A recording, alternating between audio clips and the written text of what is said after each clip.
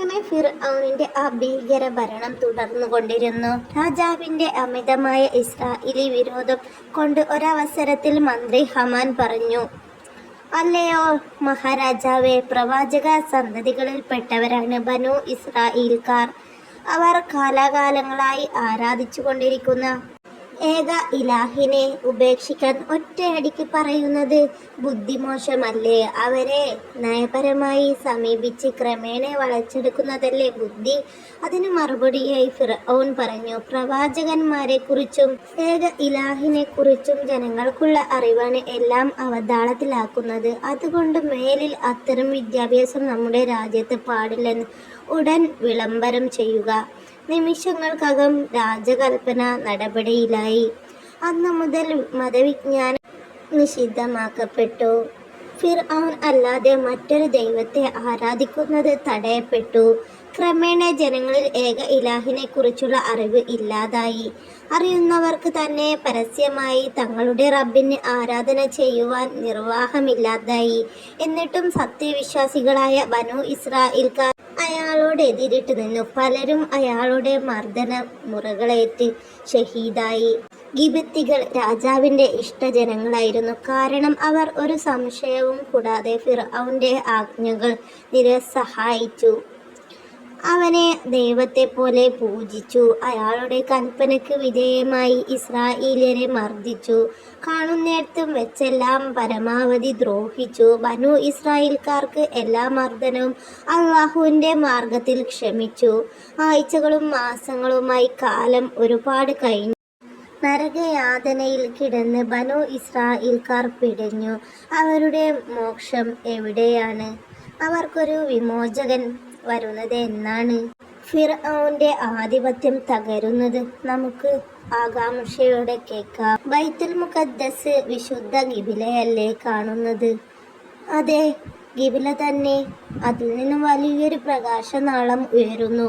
അതൊരു തീഗോളമായി ഉയർന്നു വരികയാണ്. ഇതാ ഇങ്ങോട്ട് തന്നെ കൊട്ടാരത്തിന് മുകളിലേക്ക്. ഒരു നിമിഷം ആ വലിയ അഗ്നികുടം കൊട്ടാരത്തിന്മേൽ ആഞ്ഞു പതിച്ചു. എങ്ങും തീജ്വാലകൾ. ആളിപ്പടരുന്ന തീജ്വാലയേറ്റു ഫിർഔൻ ചാടിപ്പിടഞ്ഞ് എഴുന്നേറ്റു. എന്ത്? താൻ സ്വപ്നം കാണുകയായിരുന്നോ? അയാൾ ശരീരത്തിൽ മെല്ലെ നുള്ളി നോക്കി. ഉണ്ട്, നോവുന്നുണ്ട്. താൻ ഉണർന്നിരിക്കുകയായിരുന്നു. ഇതുവരെ കണ്ടത് സ്വപ്നമാണ് എന്ന് കരുതിയ ഫിർഔന് എന്തെന്നില്ലാത്ത ഒരു ഭയം വലയം ചെയ്തു. എന്തായിരിക്കും സ്വപ്നത്തിന്റെ പൊരുൾ? എത്ര ചിന്തിച്ചിട്ടും അയാൾക്ക് പിടികിട്ടിയില്ല. വളരെ കാലമായി ഞാൻ ഈജിപ്തിന്റെ ചക്രവർത്തിയായിട്ട് മറ്റുള്ളവരെ ഭയപ്പെടുത്തുകയല്ലാതെ തനിക്ക് ഭയപ്പെടേണ്ട ഒരവസരം ഇന്ന് വരെ ഉണ്ടായിട്ടില്ല. ഇപ്പോൾ ഈ സ്വപ്നം തന്നെ ഭയപ്പെടുത്തുകയോ? പോട്ടെ, സാരമില്ല. അയാൾ അത് നിസ്സാരമാക്കാൻ ശ്രമിച്ചു. തൻ്റെ ദൗർബല്യമാണ് തെറ്റിദ്ധരിക്കുമെന്നതോർത്ത് രഹസ്യ സൂക്ഷിപ്പുകാരനായ മന്ത്രിയോട് പോലും അത് പറഞ്ഞില്ല. ദിവസങ്ങൾ കഴിഞ്ഞപ്പോൾ അയാൾ അത് മറന്നു. അന്നും പതിവ് പോലെ രാജാവ് സുഖനിദ്രയിൽ ലയിച്ചു. ഉറക്കത്തിൽ മറ്റൊരു സ്വപ്നം കൂടി അയാൾ കണ്ടു. ഉഗ്രരൂപിയായ ഒരു വിഷസർപ്പം. ബനൂ ഇസ്രായേൽക്കാരുടെ താവളത്തിൽ നിന്നാണ് അതിൻ്റെ ആവിർഭാവം. സർപ്പം രാജകൊട്ടാരത്തിലേക്ക് ഓടി അടുക്കുന്നു. യാതൊരു സംശയവും കൂടാതെ സിംഹാസനത്തിൽ കയറിയിരിക്കുന്നു. രണ്ടാമത്തെ സ്വപ്നം കൂടിയായപ്പോൾ ഫിർഔന്റെ ഹൃദയം വല്ലാതെ പേടിച്ചു. തുടരെ കണ്ട സ്വപ്നങ്ങൾ തൻ്റെ ഭാവിയെക്കുറിച്ചുള്ള വല്ല സൂചനയുമായിരിക്കുമോ? പിന്നീട് അയാൾക്ക് അടങ്ങിയിരിക്കാൻ കഴിഞ്ഞില്ല. അയാൾ ഹമാനെ വിളിച്ച് കിനാവിൻ്റെ വ്യാഖ്യാനം പറയുന്ന പണ്ഡിതന്മാരെ ക്ഷണിച്ചു വരുത്താൻ ഉത്തരവിട്ടു. നിമിഷങ്ങൾക്കകം രാജ്യത്തുള്ള സ്വപ്ന വ്യാഖ്യാതകൾ പറയുന്ന എല്ലാവരും രാജദർബാറിൽ എത്തിച്ചേർന്നു. ഫിർഔൻ താൻ കണ്ട സ്വപ്നങ്ങളെക്കുറിച്ച് അവരോട് ഉണർത്തി. അവിടെ വന്നിരുന്ന സന്നിഹിതരായ പണ്ഡിതന്മാരെല്ലാം അതിനെക്കുറിച്ച് ഗൂഢാലോചനയായി ചിന്തിച്ചു. അവസാനം എല്ലാവരും ഒരേ നിഗമനത്തിലെത്തി. കാര്യം ഗൗരവമുള്ളതാണ്. രാജാവിനെ സംബന്ധിച്ചിടത്തോളം ആപൽക്കരവും. തിരുസന്നിധിയിൽ അക്കാര്യം എങ്ങനെ വെളിപ്പെടുത്തും? എങ്ങനെ വെളിപ്പെടുത്താതെ ഇരിക്കും? അശാസ്ത്ര പാടുകൾ. ആകെ ചിന്താക്കുഴപ്പത്തിലായി. അവസാനം അവരിൽ ഏറ്റവും പ്രായം ചെന്ന ഒരാൾ ഭയത്തോടു കൂടിയാണെങ്കിലും ധൈര്യം അവലംബിച്ചുകൊണ്ട് ഇപ്രകാരം പറഞ്ഞു: അഭിവന്ദ്യരായ മഹാരാജാവേ, അങ്ങ് കണ്ട സ്വപ്നങ്ങൾ വളരെ അർത്ഥവത്തായ സ്വപ്നമായിരിക്കുന്നു.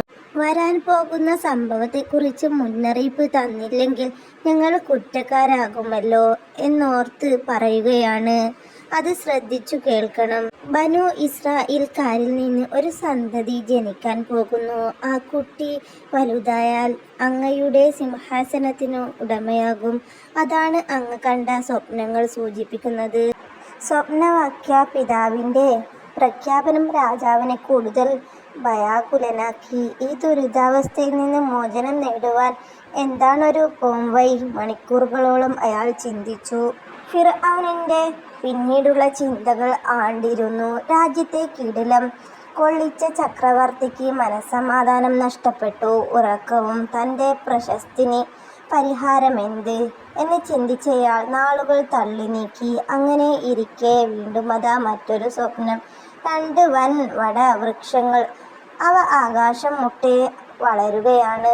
ലോകം മുഴുവൻ ആ മരങ്ങളുടെ മറവിൽ അദൃശ്യമായി. അതും കൂടിയായപ്പോൾ ഫിർഔന്റെ മനസാന്നിധ്യം നഷ്ടപ്പെട്ടു.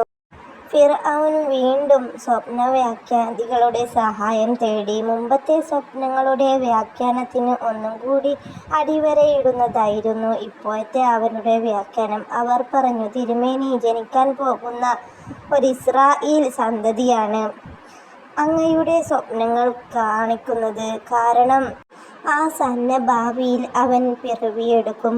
ആ കുഞ്ഞ് അങ്ങേക്ക് ഭീഷണിയാണ്. ഒരിടിനാദം പോലെയാണ് വ്യാഖ്യാതികളുടെ വാക്കുകൾ രാജാവിൻ്റെ കാതിൽ പതിച്ചത്. അദ്ദേഹം വിയർത്തു കുളിച്ചു. പരവശനായി ചോദിച്ചു, ആ കുഞ്ഞിൻ്റെ ജനനത്തിന് ഇനി എത്ര കാലതാമസമുണ്ട്? 10 മാസം മാത്രം. 2-3 ദിവസങ്ങൾക്കകം മാതാവ് അവനെ ഗർഭം ധരിക്കും. ആ വാക്കുകൾ മുഴുവൻ കേൾക്കാനുള്ള കരുത്ത് ഫിർഔനിന് ഉണ്ടായിരുന്നില്ല. കേവലം 3 ദിവസം മാത്രം. അതിനുള്ളിൽ ആ ബീജം ഗർഭപാത്രത്തിലേക്ക് പ്രവഹിക്കപ്പെടും. ഇല്ല, അത് പാടില്ല. തൻ്റെ നിലനിൽപ്പിന് അത് തടഞ്ഞേ തീരൂ.